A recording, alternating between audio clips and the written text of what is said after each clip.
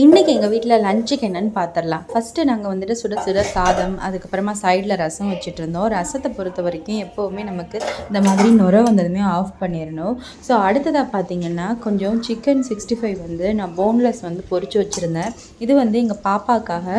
So நல்லா சாஃப்டாக இருக்கும். ரொம்ப வந்துட்டு அந்த நார் நாராக இருக்கும் இல்லையா, அந்த மாதிரி இல்லாமல் நல்லா சாஃப்டாக பொரித்து வச்சுருந்தேன். அடுத்ததாக பார்த்திங்கன்னா கொஞ்சம் ஜாக் ஃப்ரூட், இது மொத்தமாக நம்ம லஞ்ச் சாப்பிட்டு முடிச்சதுக்கப்புறம் சாப்பிட்றதுக்கு. அப்புறம் இது வந்து பெரியவங்களுக்காக கொஞ்சம் போன் இருக்கக்கூடிய சிக்கன் 65.